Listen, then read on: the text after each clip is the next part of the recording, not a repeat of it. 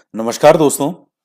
देखिए मित्रों, हम गुप्त काल के बारे में पढ़ रहे थे और जो गुप्तकालीन कला है उसमें मंदिर के बारे में हमने पढ़ लिया था। सबसे महत्वपूर्ण जो क्वेश्चन पूछे जाते हैं वो मंदिरों में से ही पूछे जाते हैं। और स्तूप के बारे में बताया था आपको कि जो पहले के बने हुए स्तूप थे उन्हीं का ही एक प्रकार से मान लीजिए कि नवीनीकरण कर दिया।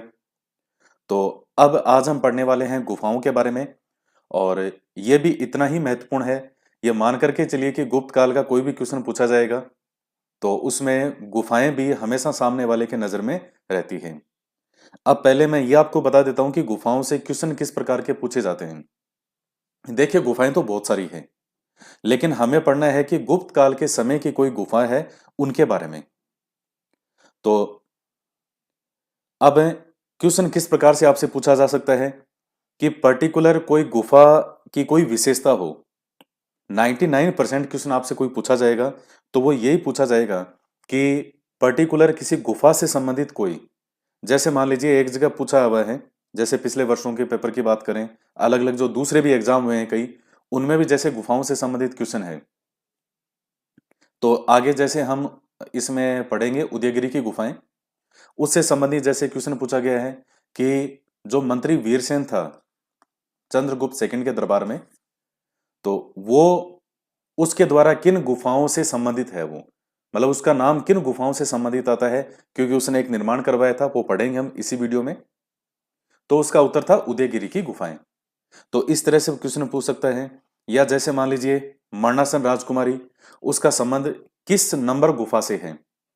तो जैसे अजंता की गुफाओं के अंदर भी कुछ गुफाएं ऐसी है जो पर्टिकुलर बहुत ज्यादा महत्वपूर्ण है, तो उसकी कोई विशेषता है, उसके साथ साथ उस गुफा का नंबर भी आपको याद रखना पड़ेगा। जैसे अजंता की हम गुफा पढ़ेंगे तो इसमें 16 नंबर और 17 नंबर गुफाएं हैं, वो आपको सबसे महत्वपूर्ण है, उन्हीं के बारे में ध्यान में रखना है। अब गुफा नंबर 16 में क्या क्या है, 17 में क्या क्या है, ये आपको याद करना पड़ेगा। कौन से स्टेट के अंदर होती है वो याद करना पड़ेगा। तो ये दो तीन तरह से क्वेश्चन बनता है। तो गुफाओं के बारे में हम बात करते हैं।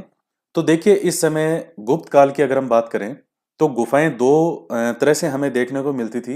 एक तो आप कह सकते हो ब्राह्मण गुफाएं, और दूसरी जो गुफाएं थी वो थी बौद्ध गुफाएं। तो गुफाओं के लिए गुहा वर्ड जो है वो यूज किया जाता है ब्राह्मण गुफाएं या बौद्ध गुफाएं। तो जो ब्राह्मण गुफाएं हैं ये कोई इतनी ज्यादा महत्वपूर्ण नहीं है, हालांकि इसके अंदर जैसे ये गुफा है, उदयगिरी की गुफा है, ये आपको ध्यान में रखनी है। सुसुनिया गुफा है। सुसुनिया गुफा कहाँ पर है, बंगाल में है, वेस्ट बंगाल में। तो ये है ब्राह्मण गुफाएं।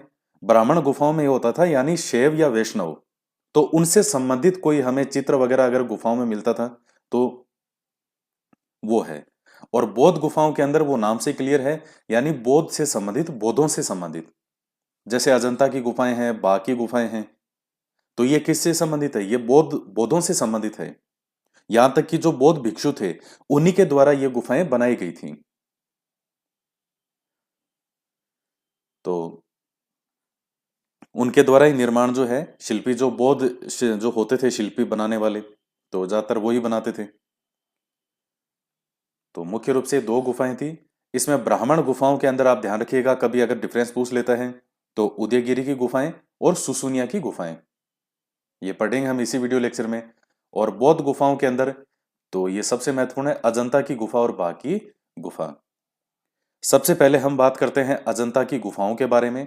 अजंता की गुफाएं कहाँ पर है, औरंगाबाद महाराष्ट्र में। तो महाराष्ट्र के अंदर जो औरंगाबाद जिला है वहां ये अजंता की गुफाएं स्थित है। अब इसके बारे में दो तीन छोटे मोटे फैक्ट हैं, वो कभी पूछ सकता है कि इन गुफाओं की खोज जो है वो किसके द्वारा की गई थी। यानी पहले इन गुफाओं के बारे में इतना पता नहीं था, तो कोई यूरोपियन सैनिकों की एक टुकड़ी थी, और मद्रास सेना की, 1819 की बात है ये। तो वो कोई यहाँ से निकल रही होगी और वो कोई विश्राम करने के लिए कोई रुके होंगे, इस तरह का घटनाक्रम आता है, और उन्होंने देखा कि ये क्या चीजें हैं। मतलब पूरी तरह से इस तरह लगता है कि ये इंसानों के लिए बनाई गई है या इंसानों के द्वारा बनाई गई हो, इस तरह से उनका निर्माण हुआ है। गुफा कैसे बनाते थे, कोई पहाड़ी है, कोई चट्टान है, उसी को काट करके उसमें बना देते थे गुफा। तो पहली बार जो यूरोपियन सैनिक थे, उन्होंने अचानक इन गुफाओं की खोज की। वो कोई इसलिए घर से निकले नहीं थे कि आज गुफा खोज के ही आएंगे कि गुफाएं कहाँ हैं। निकले थे, कोई रास्ते में कहीं रुके होंगे। ये जो अजंता वाला क्षेत्र है जहां ये गुफाएं स्थित थी, ये देखिएगा चित्र में, ये जो गुफाएं हैं आपके सामने, ये अजंता की गुफाएं हैं। अब इसका हम बड़ा करके और देखेंगे इसको। ये जो आपको यहां से ये दिख रहे हैं, तो ये क्या है? एक क्या है? पहाड़ी है, एक चट्टान है।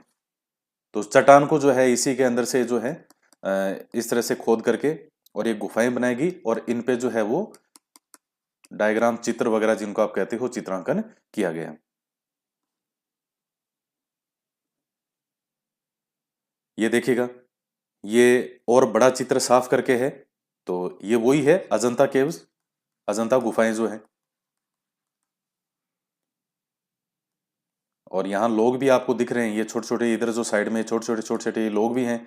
घूमने के लिए लोग वहां देखने के लिए जाते हैं इनको। तो इस तरह से ये पहाड़ होता था और इनके अंदर जो है ये गुफाएं बना दी जाती थी। तो इन गुफाओं के फिर नाम रखे गए थे कि कौन सी कब किस किस समय में बनाई गई थी। फिर इनके नाम जैसे कौन सी गुफा नंबर 15, गुफा नंबर 16, गुफा नंबर 17, इस तरह से।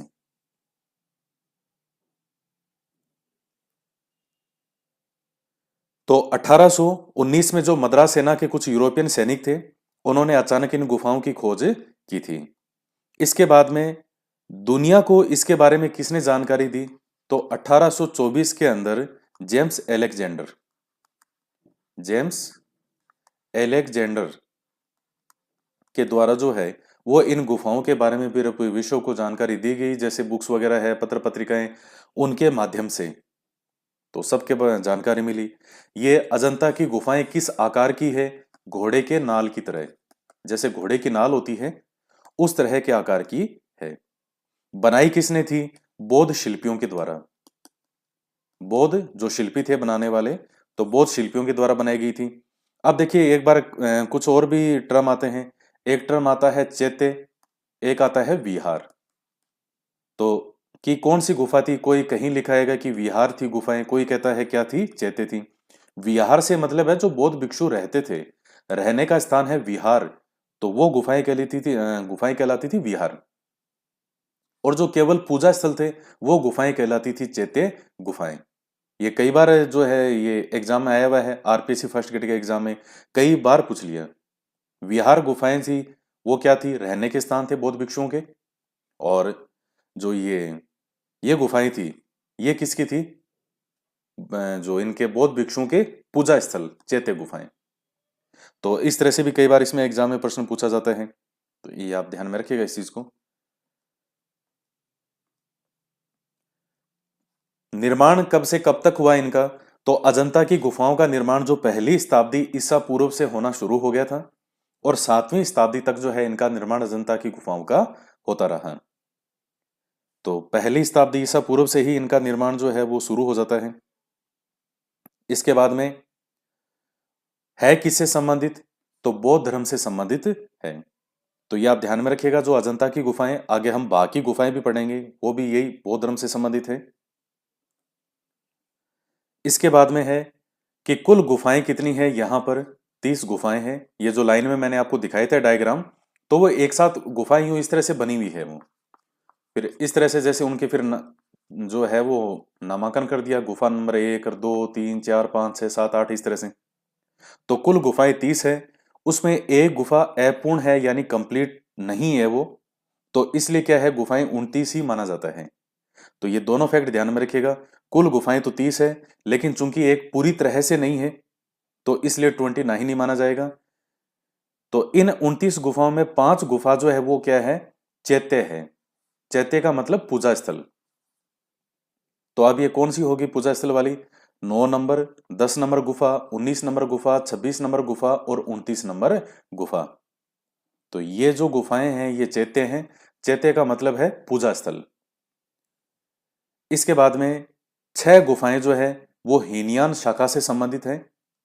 देखिए, अब चूंकि आपके जो यहाँ इतना है नहीं ये चीज़ें महात्मा बुद्ध वाली या जो महावीर स्वामी वाली इंडियन हिस्ट्री में वैसे पढ़ते हैं तो हैं, लेकिन फर्स्ट ग्रेड के अकॉर्डिंग ये चीज़ें आपके है नहीं कि महात्मा बुद्ध के जीवन से संबंधित या जैन धर्म से संबंधित। फिर भी महायान हीनयान क्या है ये तो आपको पता होना ही चाहिए। ये महायान हीनयान जो है ये बौद्ध धर्म के दो संप्रदाय हैं। और डिफरेंस क्या है मुख्य रूप से, हीनयान, हीनयान का मतलब होता है छोटी गाड़ी और महायान का मतलब होता है बड़ी गाड़ी। मतलब इतना समझ गए आप, यान का मतलब क्या होता है गाड़ी, महा का मतलब बड़ी, हीन का मतलब छोटी, यान का मतलब गाड़ी। तो हीनयान शाखा वाले थे, ये कहते थे आत्मदीपो भवः, जो कि महात्मा बुद्ध ने भी कहा था आत्मदीपो भवः, यानी अपनी आत्मा के द्वीप स्वयं बनो, अपनी मुक्ति के लिए प्रयास करो। महायान वाले जो थे ये कहते थे बहुजन हिताय बहुजन सुखाय।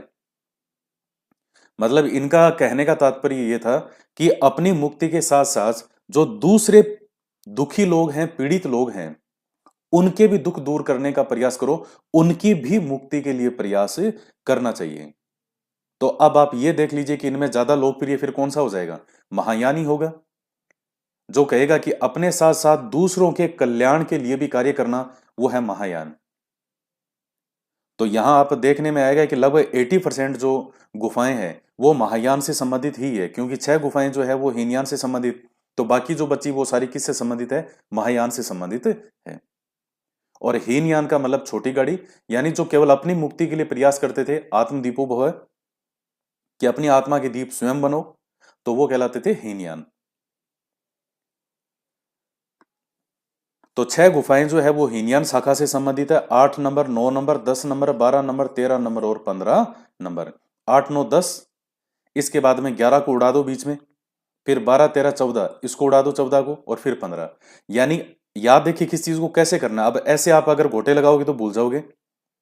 तो याद करने का तरीका ये कि 8 से याद करके सोच लो कि 8 से 15 तक है, 6 है। अब इसमें से उड़ानी कौन सी है, 11 नंबर और 14 नंबर, इसको उड़ा दो। अब 8, 9, 10, 12, 13, 15 ये किससे संबंधित होगी, हीनयान शाखा से संबंधित। और बाकी जो बची 23, 6 तो ये होगी।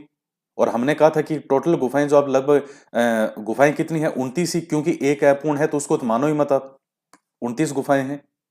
6 हीनयान होगी, बाकी बची जो 23 वो कौन सी होगी, महायान। और ये बाकी जो 23 गुफाएं हैं वो किस से संबंधित है, महायान से संबंधित हैं। तो अब देखिएगा, आप एक चीज और सोच करके देखिए कि जब बौद्ध धर्म से संबंधित है तो फिर इनमें मिलेगा भी हमें क्या, तो बौद्ध धर्म से संबंधित ही चीजें मिलेगी, महात्मा बुद्ध के जीवन से संबंधित। कई जगह ऐसा चित्र आएगा कि महात्मा बुद्ध जो है वो क्या कर रहे हैं, उपदेश सुना रहे हैं अपने भक्तों को। महात्मा बुद्ध सामने बैठे हैं, भगत नीचे बैठे हैं, और महात्मा बुद्ध उनको उपदेश दे रहे हैं। कि पहली बार जहां उपदेश दिया उसका एक जो है चित्र के रूप में चित्रांकन हमें देखने को मिलेगा। इसके बाद में जैसे मान लीजिए महात्मा बुद्ध ने अपने ग्रह का त्याग किया, तो इसे बौद्ध धर्म में क्या कहा गया है, महाभिनिष्क्रमण। तो इस घटना का चित्र देखने को मिलेगा। तो इस तरह से महात्मा बुद्ध के जीवन से जुड़ी हुई जो चीजें हैं, ये जातक कथाओं से संबंधित, वो हमें मिल जाएगी। इसके बाद में बात करते हैं कि गुफा संख्या 16 और 17 जो है ये गुप्तकालीन है, और यही हमारे लिए महत्वपूर्ण है। बाकी मैं थोड़ी जैसे दूसरी गुफाएं हैं उनके बारे में थोड़ा सा आपको और बता दूं, हालांकि वो आपके लिए महत्वपूर्ण नहीं है फिर भी। अब जैसे मैंने आपको बताया कि 29 गुफाओं के चित्र हमें मिले हैं, इन गुफाओं पे जो चित्र मिले हैं, जो बने हुए हैं, अब इसमें 6 गुफाओं के चित्र जो हैं वो लगभग अवशिष्ट हैं, यानी लगभग खत्म ही हो चुके हैं। अगर सही तरीके से इसको देखा जाए तो लगभग 23 के चित्र ही हमें प्राप्त होते हैं। अब इसमें जैसे गुफा संख्या जो 1 और 2 नंबर है, उदाहरण के लिए आपको थोड़ा सा बता रहा हूं, और आपको नहीं पढ़ना है 1 और 2 के बारे में, केवल 16-17 पढ़ना है। लेकिन फिर भी अब जैसे 1 और 2 जो है, तो ये निर्माण काल है 626 से 628 का, इस ईस्वी के समय का। तो किसके समय का है, चालुक्यों के समय का।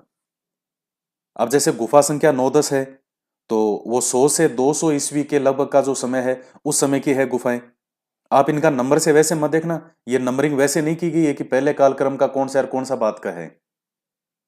तो आप देखोगे कि जैसे पहली दूसरी है तो ये 626 से 628 ईस्वी तक कैसे है। नंबरिंग उस हिसाब से नहीं है कि पहले कौन सी थी और बाद में कौन सी बनी। तो थोड़ा जानकारी के लिए बता रहा हूं। तो पहली दूसरी जो है ये किससे संबंधित है, चालुक्य शासक जो हैं तो उनका है इस तरह से। फिर जैसे गुफा संख्या 9-10 है, मैंने आपको बता दिया 100 से 200 इत्यादि के लगभग। गुफा संख्या 10 है वो ये जो 4th शताब्दी के लगभग, 4वीं शताब्दी के लगभग जो है उसका निर्माण होता है। और गुफा संख्या 16-17 जो कि गुप्तों की है तो 5वीं शताब्दी में इसका निर्माण होगा। तो इस तरह से ये मेन मेन चीजें हैं।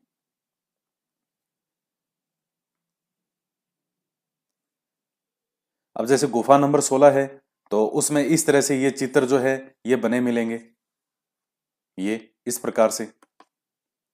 और चित्र बनाने में मेनली जो है जैसे एक पद्धति होती है फ्रेस्को बुनो।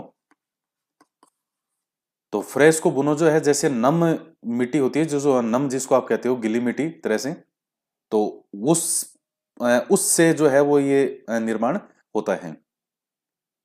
तो इस तरह के जैसे गुफा नंबर 16 के ये चित्र आपको मिल जाएंगे। तो 16 और 17 नंबर जो है ये गुप्त काल की गुफाएं हैं, गुप्तकालीन, उस समय इनका निर्माण होता है गुप्त काल के समय। और ये कैसी गुफाएं हैं, विहार गुफाएं हैं। ये चीज आप और ध्यान में रखिएगा रहने के हिसाब से।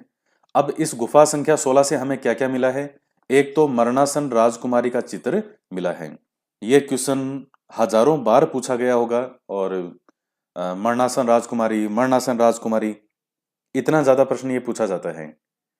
अब ये मरणासन राजकुमारी है कौन, हालांकि ये सामान्यतः नहीं पूछा जाता, लेकिन एक तरह से मरणासन राजकुमारी का मतलब है मरने की अवस्था में। क्यों, वियोग।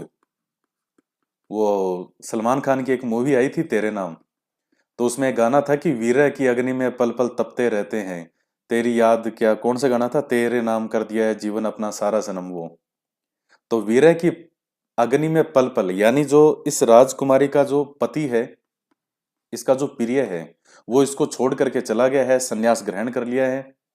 तो ये वो जो अवस्था है कि उसके पति इस तरह से जा रहा है, उसका जो प्रियतम है, तो अब जो उसकी स्थिति है। और वैसे हालांकि 100% ये ऐसा लिखा मिलता नहीं है कि क्लियर कट ये है कौन, लेकिन फिर भी ऐसा कहते हैं कि जो महात्मा बुद्ध का सौतेला भाई था नंद, उस नंद की ये पत्नी है सुंदरी। तो कुछ विद्वान ऐसा कहते हैं, क्योंकि वो घटना से उसको जोड़ रहे हैं क्या, फिर और कौन हो सकता है। क्योंकि वो घटना से तो जोड़ेंगे जब ये बताएंगे कि ये किस किस के चित्र मिले हैं, तो इन चित्रों को ध्यान से देखेंगे, तो फिर बताएंगे कि एक मरणासन राजकुमारी है, ये कौन हो सकती है। फिर वो सारा घटनाक्रम इतिहास में याद करेंगे कि महात्मा बुद्ध के समय क्या क्या घटनाएं हुई। क्या अच्छा महात्मा बुद्ध का भाई था नंद, वो भी ऐसे गया छोड़ के संन्यास ग्रहण किया, तो उससे जोड़ा जाएगा। अच्छा सुंदरी है, उसकी क्या स्थिति हुई, उसकी जो पत्नी थी। तो हालांकि इतना आगे तक जाने की आवश्यकता नहीं है, लेकिन मरणासन राजकुमारी का चित्र ये आपको याद होना चाहिए, गुफा नंबर 16 में ये है चित्र मिलते हैं। उसके बाद में जैसे महात्मा बुद्ध उपदेश देते हैं, तो उनके जो भगत उपदेश सुनते हैं, इस तरह का चित्रांकन है। गौतम बुद्ध के प्रलंबपाद, पैर नीचे किए हुए मूर्ति है, ये हमें मिलती है, जैसे मैंने अभी आपको चित्र दिखाया था उसमें। महात्मा बुद्ध के गृह त्याग का मार्मिक चित्रण किया गया है। तो ये जो गृह त्याग है, इस घटना को हम कहते हैं महाभिनिष्क्रमण। तो वो इस तरह से चित्र दिखाया गया है कि महात्मा बुद्ध जो है अपनी पत्नी यशोधरा और पुत्र राहुल और सबको छोड़ करके और सोता हुआ छोड़ करके चले जाते हैं। तो इस घटना का चित्रांकन किया गया है वहां पर। इसके बाद में महात्मा बुद्ध के वैराग्य उत्पन्न होने के 4 दर्शय, कि महात्मा बुद्ध जो है उन्होंने वैराग्य क्यों ग्रहण किया। आप जानते हैं कि इतना तो इतिहास के बारे में आपको पढ़ रखा होगा ना आपने, महात्मा बुद्ध के बारे में, कि इनका जन्म हुआ था तो भविष्यवाणी की गई थी। क्या भविष्यवाणी की गई थी, कि या तो ये बहुत बड़ा महात्मा बनेगा, संत बनेगा, और यह फिर बहुत बड़ा सम्राट बनेगा। तो इनके जो पिताजी थे उन्होंने पूरा ध्यान रखा था सुख सुविधाओं का कि जो इनके पुत्र थे सिद्धार्थ, महात्मा बुद्ध तो बाद में बने, पहले सिद्धार्थ नाम था, कि इनको इधर उधर कहीं संत की तरफ ध्यान ही नहीं जाए। सारी सुख सुविधाएं, जितनी सुख सुविधाएं दे सकते थे वो सब सुविधाएं उपलब्ध करवाई, भौतिक सुखों से संबंधित। लेकिन एक बार कहते हैं कि महात्मा बुद्ध जो हैं अपने सारथी के साथ में बाहर निकले। अब वो ऐतिहासिक दृष्टि से आप पढ़ते हो तो हर चीज का नाम आता है, जो सारथी का क्या नाम था, किस पंडित ने भविष्यवाणी की थी, पिता का क्या नाम था, माता का क्या नाम था, जो ये घोड़े कौन से थे, कौन कौन पहले मिला, कौन बाद में मिला। वो ऐतिहासिक जब आप हिस्टोरिकल तरह से पढ़ते हैं, जब हिस्ट्री, इंडियन हिस्ट्री पूरी वैसे पढ़ते हैं, तब वो चीजें आपके काम की है। यहां आपके ये इतनी ही लाइन काम की, इसके अलावा कोई लाइन काम की नहीं है, अलग से किसका क्या नाम था क्या था कुछ नहीं। तो आप उसी को ध्यान में रखते हुए आपको बता रहा हूं।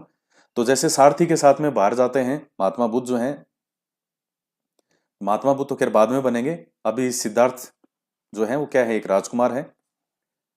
जब बाहर गए तो उन्होंने कुछ दृश्य देखे, जैसे उस दृश्य के अंदर एक जो है उनको बूढ़ा व्यक्ति दिखाई देता है, बुजुर्ग व्यक्ति, एक बीमार व्यक्ति दिखाई देता है। एक जो है जब बीमार था यानी उसको ये था कोढ़, इस तरह से बताते हैं, कोढ़ से ग्रसित था। और एक जैसे किसी व्यक्ति का शव ले जा रहे थे लोग, और एक घटनाक्रम में एक सन्यासी देखते हैं। तो जैसे बुजुर्ग व्यक्ति उनको दिखाई देता है तो अपने सारथी को कहते हैं कि भाई ये क्या चीज है, क्योंकि ऐसा कहते हैं कि इनके पिता ने इनको हर उस चीज से दूर रखने का प्रयास किया था कि इनके दिमाग में कुछ वो चीज आई नहीं।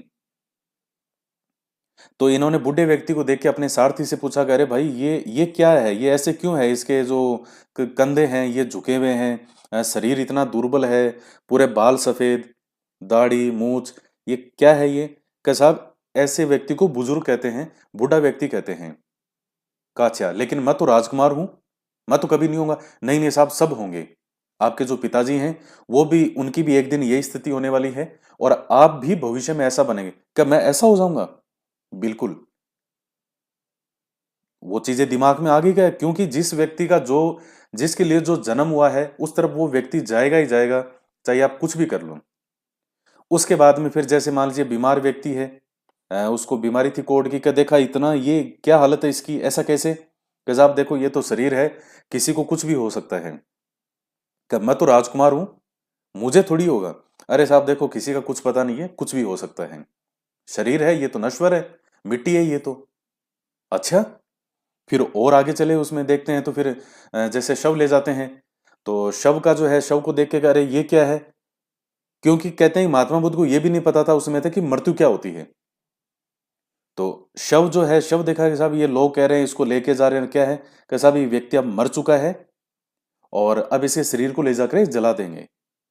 क्या ऐसा भी? क्या बिल्कुल। क्या मैं थोड़ी मरूंगा? अरे साहब सब मरेंगे, जिसका मनुष्य रूप में जन्म हुआ है 100% उसका मरण तय है। तो महात्मा बुद्ध ये चीजों के बारे में सोच ही रहे थे। फिर उनको अंत में एक सन्यासी नजर आता है, और बस कुछ भी नहीं था उसके पास में, नाचते गाते हुए जा रहा था।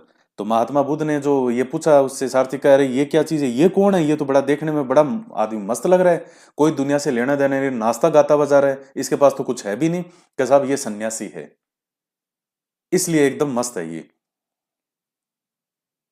तब महात्मा बुद्ध ने कहा मतलब ये हर व्यक्ति की अवस्था ये है, ये है, ये है।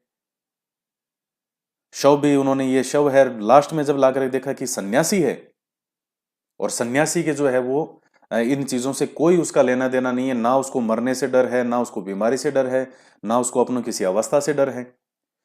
तो ये जो चार दृश्य थे, बुजुर्ग व्यक्ति का, बीमार का, शव का और सन्यासी का, तो इनके बारे में भी जो है चित्रांकन किया गया है। तो देखिए ये चीजें धीरे धीरे महात्मा बुद्ध पे प्रभाव डाल रही है। और आप पढ़ते हैं कि महात्मा बुद्ध ने चार आर्य सत्य दिए थे। तो चार आर्य सत्यों में पहला जैसे था दुख, दूसरा था दुख का कारण, तीसरा था दुख निवारण, चौथा दुख निवारण के उपाय। तो जैसे, तो उसमें इस तरह से महात्मा बुद्ध ने फिर चार आर्य सत्य दिए। और उसी में आप एक जगह देखिएगा जो दूसरा आर्य सत्य है, जैसे पहला आर्य सत्य वो क्या था, दुख, दूसरा क्या था, दुख का कारण, और तीसरा क्या था, दुख का निवारण, और चौथा था दुख निवारण के उपाय। तो पहले तो महात्मा बुद्ध ने यही कहा कि भाई सर्वत्र दुखम ही दुखम, नौकरी लग जाए तो दुख, नौकरी ना लगे तो भी दुख। जिनको लगता है कि नौकरी लगने के बाद में तो जीवन में कोई दिक्कत ही नहीं है, तो ऐसा नहीं है। वो दिक्कत दूसरी तरह की दिक्कत होगी, मतलब दूसरी चीजें हो जाएगी। ऐसा थोड़ी कि दुख खत्म ही हो जाएगा। संतान नहीं हो तो दुख, और संतान हो तो भी दुख। हर जगह दुख ही दुख है। महात्मा बुद्ध ने दुख का इतना खतरनाक, क्योंकि मैं तो जो फिलोसॉफी सब्जेक्ट है उसमें पूरा वर्णन करते हैं, और ये हकीकत है। मैं फिलोसफी जब पढ़ाता था तो उसमें जब ये महात्मा बुद्ध वाला जब आता था तो उसमें हिस्टोरिकल पॉइंट ऑफ व्यू से नई चीजें नहीं पढ़ाई जाती थी कि इनके सारथी का क्या नाम था, पहले किस व्यक्ति को देखा, लास्ट में किसको देखा। वो चीजें नहीं होती है दर्शन शास्त्र के अंदर। वो दर्शन क्या है वो पढ़ा जाता है, इनको डिटेल में पढ़ा जाता है। तो ये जब महात्मा बुद्ध का टॉपिक खत्म होता था तो कई विद्यार्थियों को तो ऐसा लगता था कि जैसे जीवन में कुछ है ही नहीं, हम क्यों भाग रहे हैं जब आखिर में मिलना दुखी है। तो पहला आर्य सत्य दुख है कि सर्वत्र दुखम दुखम। दूसरा था दुख का कारण। तो दुख के कारण के अंदर महात्मा बुद्ध ने द्वादश निदान चक्र प्रस्तुत किया था। द्वादश निदान चक्र, इसी का एक चीज था प्रत्युत्य समुत्पाद, यानी एक के होने पर उसका होना। और इस द्वादश निदान चक्र के अंदर महात्मा बुद्ध ने 12 कुछ नाम बताए थे। अविद्या, संस्कार, विज्ञान, नाम रूप, षडायतन, स्पर्श, वेदना, तृष्णा, उपादान, भव, जाति, जरा, मरण। तो महात्मा बुद्ध ने जो जरा यानी बुढ़ापा जो है उसको भी बहुत अत्यंत कष्टकारी माना है। तो इस प्रकार से तीसरा बताया था कि दुख का निवारण है संभव, तो उसके रूप में बताया था निर्वाण। और उस निर्वाण मिलेगा कैसे, तो उसके उपाय फिर महात्मा बुद्ध ने बताए थे अष्टांगिक मार्ग।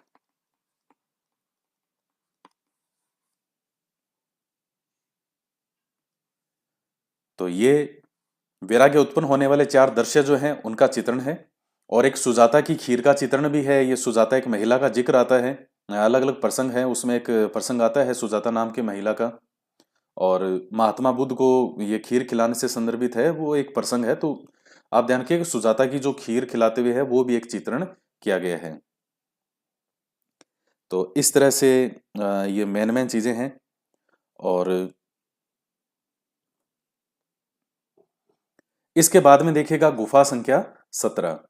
वैसे एक बात है कि मैं आपको जितना पढ़ा रहा हूं अगर आपने ये भी अच्छे से याद कर लिया, मतलब सही में कहने की कोई बात नहीं है, 15 में से कम 12 क्वेश्चन आप आराम से सही कर जाएंगे अगर आपने केवल मेरे इस पढ़ाए हुए मैटर को भी अगर आपने याद कर लिया तो। गुफा संख्या 17 जो है इसके कई नाम हैं। सबसे लोकप्रिय नाम है राशि चक्र। इसको राशि चक्र भी कहा जाता है, रंगशाला भी कहते हैं, और चित्रशाला भी कहते हैं। तो इसमें भी महात्मा बुद्ध के जीवन से संबंधित कई चीजें हमें देखने को मिलती है। एक इसमें माता शिशु का चित्रण किया गया है।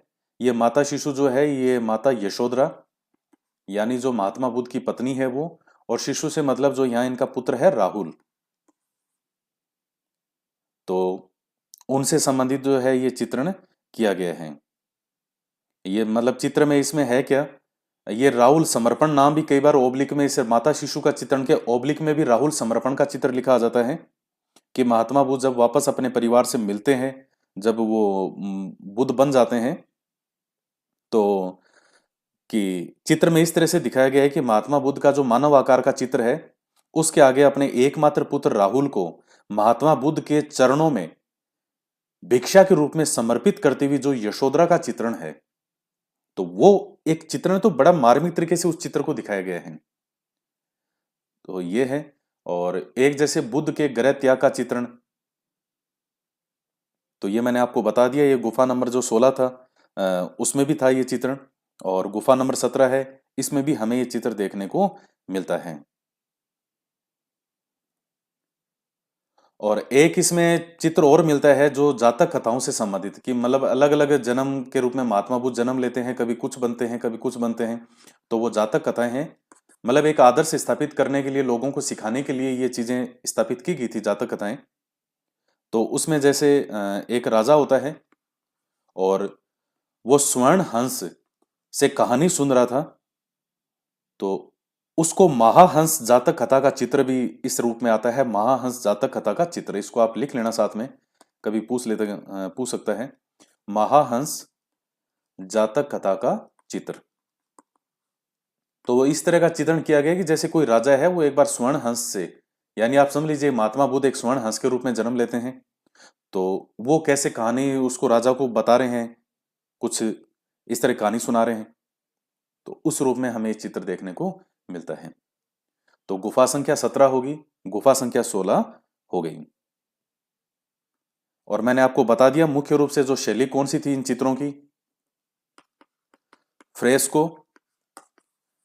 तो ये होता क्या है, जो गीला प्लास्टर होता है, तो गीले प्लास्टर पर जो नेचुरल कलर होते हैं, प्राकृतिक रंग, इसीलिए आज भी हमें दिखाई दे जाते हैं, तो उस तरह से उनका प्रयोग करते हुए ये बनाए गए थे। तो बाकी मुझे आशा है इससे बाहर तो आपसे नहीं पूछेगा वो। बाकी गुफाएं ये है कहां पर, धार एमपी में। 1818 में जो लेफ्टिनेंट थे डेंजरफील्ड, उन्होंने इन गुफाओं की खोज की थी। तो ये नाम देखिए, अंग्रेज जो हैं वो किस प्रवृत्ति के होते हैं, खोजी प्रवृत्ति के होते हैं। आपने जो दुनिया में जिन चीजों की खोजें की गई है, एक तो होता है आविष्कार, आविष्कार होता है नया। कई बच्चों को इसमें भी कंफ्यूजन होता है कि सर ये खोज और आविष्कार क्या अलग अलग होते हैं क्या। आविष्कार होता है किसी नई चीज का हमने आविष्कार कर दिया, नई चीज बना दी। खोज होता है जो चीज पहले से उपलब्ध थी और लोगों की नजरों से ओझल थी, हमने उसको खोज निकाला। जैसे मैंने आपको अजंता की गुफाओं के बारे में बताया कि जो यूरोपियन सैनिक थे, उन्होंने इन गुफाओं की अचानक खोज की थी, अजंता की गुफाओं की खोज की थी, यानी गुफाएं तो पहले से थी, लेकिन बाद में इनको खोजा था उन्होंने। तो जो अंग्रेज जो हैं वो इस प्रवृत्ति के होते हैं, कोई ना कोई चीज खोजते रहते हैं। तो कई बार कहीं पढ़ा है आपने कि इस चीज की जो खोज है वो रामलाल ने की थी, इस चीज की खोज श्यामलाल ने की थी। कोई हजारों में गिना चुना नाम कभी मिल जाए तो मिल जाए, कभी ये नाम मिलेगा डेंजरफील्ड ने की थी, टॉम ने की थी, रीस ने की थी, फलाना उसने अंग्रेज ने की थी। तो 1818 में लेफ्टिनेंट डेंजरफील्ड ने इन गुफाओं की खोज की। निर्माण काल कब का है इन बाकी गुफाओं का, है कहां पे, धार एमपी में, मध्य प्रदेश का जो धार जिला है। 5वीं से 6ठी शताब्दी। कुल कितनी गुफाएं मिली है यहाँ पे, 9 गुफाएं मिली हैं। अब जैसे ये चित्र है तो बाकी गुफाओं से संबंधित, तो गुफाएं सारी देखिए एक सी है, इनके चित्र वगैरह अभी देखेंगे इनको मिलते जुलते से वही इसी टाइप की। एक तो क्या मिलेगी, चट्टान, आसपास ये झाड़ियां वाड़ियां, हरी हरी थोड़ी हरियाली, और बीच में इस तरह से ये गुफाएं मिलेगी। तो वही सबका वो बनाने का वही तरीका रहता है गुफाओं का।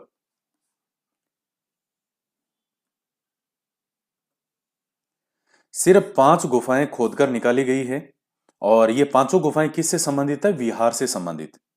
विहार मतलब रहने के स्थान।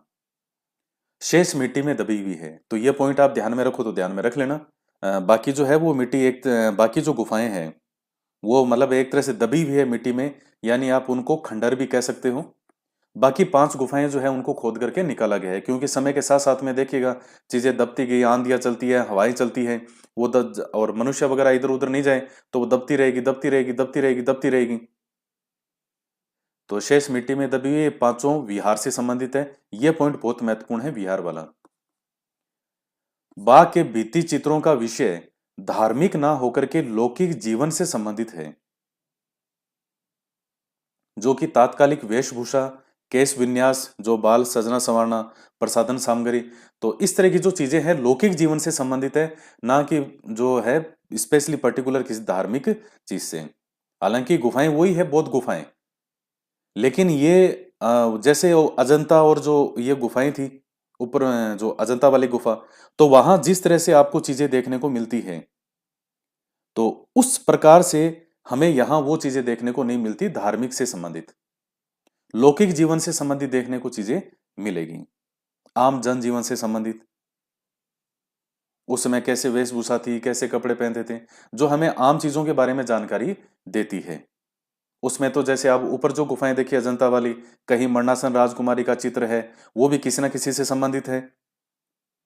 फिर कभी जो महात्मा बुद्ध उपदेश दे रहे हैं उससे संबंधित हैं, वो घर छोड़ के जा रहे हैं उससे संबंधित चित्र हैं। वैसी चीजें हमें यहाँ बाकी गुफाओं में नहीं मिली हैं। अब इन गुफाओं के नाम क्या क्या है, तो ये आपके लिए महत्वपूर्ण है सारे बिंदु। पहली जो गुफा है उसका नाम है ग्रह गुफा।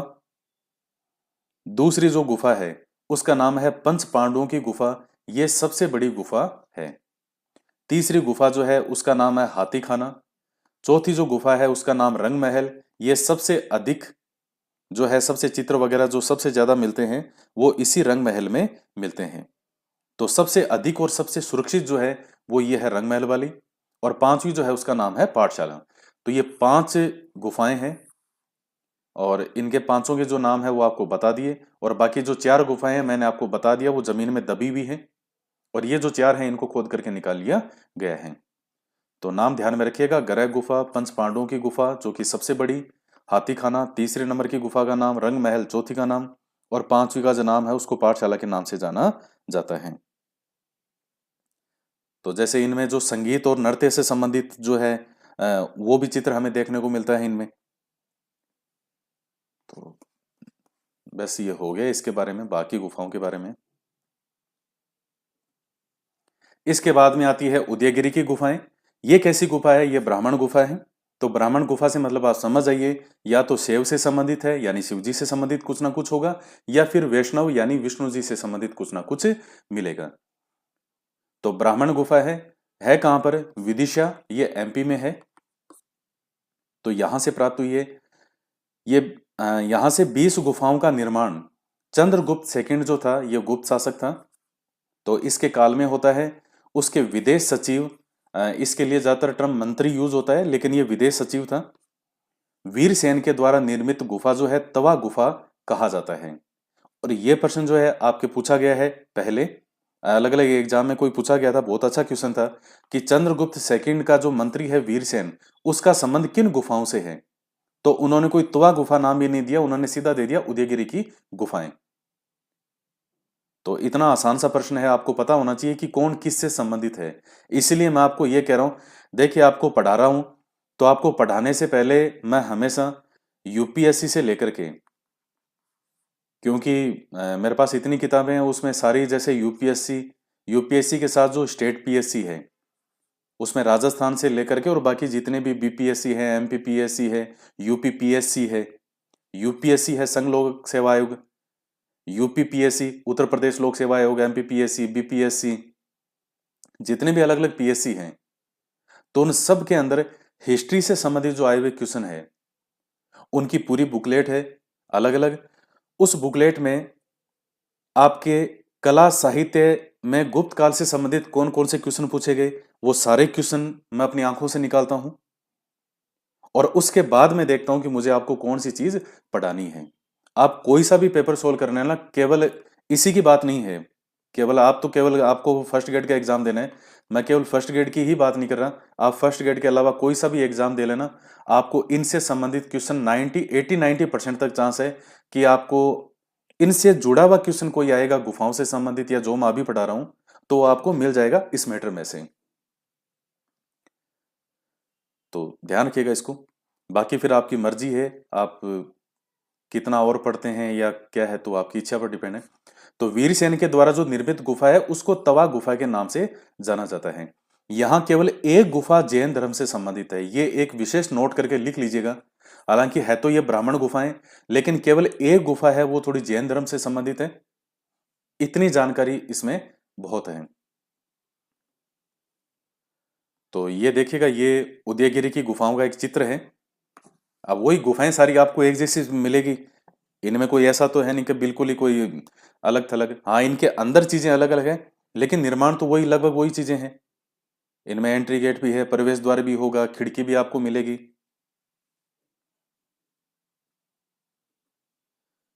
ये एक जगह देखिएगा जो उदयगिरी की गुफाओं में विष्णु का वह जो वराह अवतार है, तो वो की विशाल मूर्ति जो है वो हमें देखने को मिलती है यहाँ पे।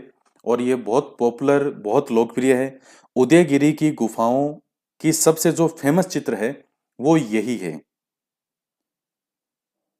तो ये भी जो चंद्रगुप्त सेकंड के समय सनकानिक महाराज नाम के व्यक्ति के द्वारा बनवाया गया था। तो थोड़ा इसको ध्यान में रख लीजिएगा आप। सनकानिक महाराज, चंद्रगुप्त सेकंड के समय की बात है।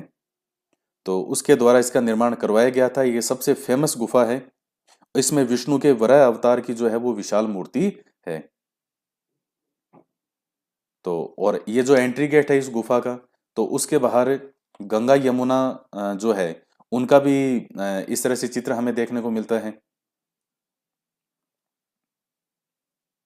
और ये जो मूर्ति है, ये वाली, ये चंद्रगुप्त जो द्वितीय है उसकी मानी जाती है कि जैसे वो पूजा कर रहा हो।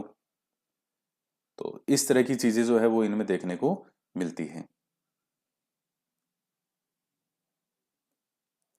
ये देखिए जैसे ये उदयगिरी की गुफाओं के चित्र हैं।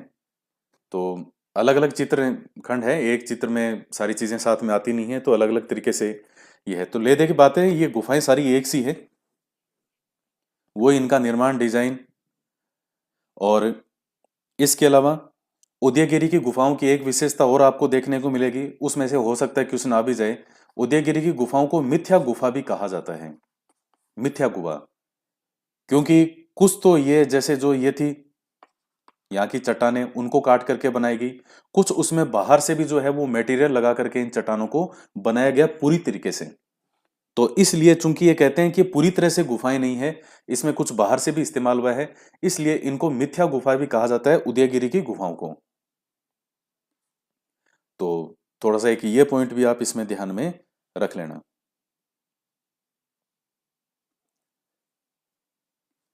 सबसे प्रसिद्ध गुहा जो है वो वराह गुहा है। वराह गुफा विष्णु के वराह अवतार की विशाल मूर्ति है। और ये किसके द्वारा है, तो चंद्रगुप्त सेकंड के समय का जो है, चंद्रगुप्त सेकंड का सनकानिक महाराज, ये नाम ध्यान में रखो तो रख लेना, नहीं तो कोई जरूर नहीं है। उसके द्वारा जो है इसको बनवाया गया था।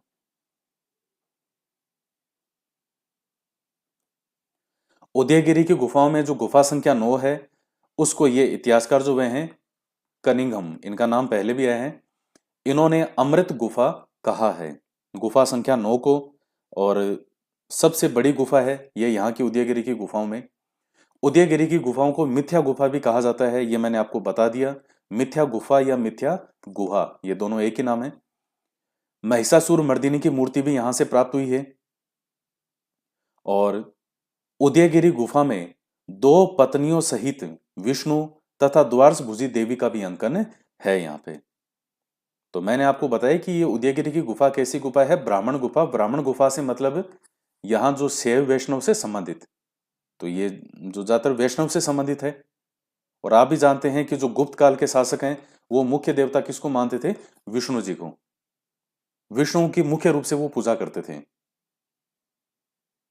तो वो चीज भी आपको यहां देखने को मिलेगी।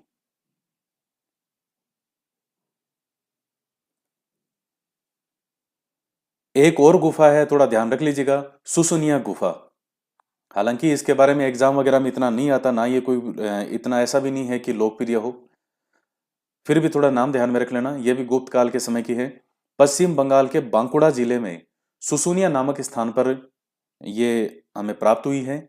और केवल इस गुफा की जो पिछली दीवार है, केवल वही शेष है, और उस पर एक अभिलेख उत्कीर्ण है। और ये किसको समर्पित है, तो भगवान विष्णु को समर्पित है। भगवान विष्णु की जगह यह नाम भी लिखा आ सकता है, चक्र स्वामीन। तो बस इसके बारे में इतनी ही जानकारी है, इसके अलावा और कोई उपलब्ध है नहीं, बुक्स वगैरह में भी ये इतना ही है इसके बारे में। लेकिन बहुत अच्छे क्वेश्चन बनते हैं इसमें से। एक तो सुसनिया गुफा का क्वेश्चन ये बनता है कि ये है कौन सी, तो ये ब्राह्मण गुफा है। ब्राह्मण गुफा क्यों है, तो यहाँ देख लीजिए, ये विष्णु जी को समर्पित है। और है कहां पर, तो पश्चिम बंगाल के बांकुड़ा जिले में सुसुनिया नामक स्थान पर। और तीसरा किसके समय का है, तो गुप्त काल का है, तभी हम पढ़ रहे हैं इसको। तो ये जो है आपका गुफाओं से संबंधित टॉपिक जो है इसमें कंप्लीट होता है। और बाकी आप इन्हीं को ही बार बार देखते रहिएगा, जो मैटर मैं आपको पढ़ा रहा हूं आप इसको भी अच्छे से याद कर लेना, तो भी आपकी नैया पार हो जाएगी।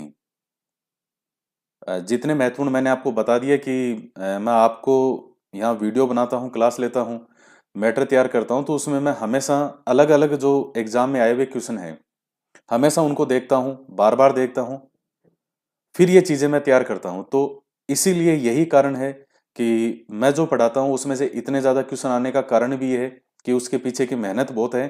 According to exam. ऐसे तो पढ़ाने को फिर आप जैसे मान लीजिए ये उदयगिरी की गुफाएं हैं, अजंता की गुफाएं हैं, भाग की गुफाएं हैं, एक एक टॉपिक पर आपको बुक्स की बुक्स मिल जाएगी। इतिहास की या कोई भी जो किसी लाइब्रेरी में जाइएगा, भाग की गुफाओं से संबंधित आपको पूरी किताबें की किताबें मिल जाएगी जिन पे पीएचडी करके लोगों ने थीसिस है। किताबें की किताबें हैं केवल उस एक गुफा पे। तो वैसे कोई इतिहास का जो है वो अंत है ही नहीं। कोई देखे कि मैं यहां तक पढ़ लूंगा तो क्या इससे बाहर आ ही नहीं सकता क्या? ऐसा भी कुछ नहीं होता है। कोई भी ये व्यक्ति दावा कर ही नहीं सकता कि नहीं इससे तो बाहर कभी कुछ आ ही नहीं सकता। लेकिन हमें अकॉर्डिंग टू एग्जाम पढ़ना होता है, उसके अकॉर्डिंग ये आपके लिए बहुत कुछ है।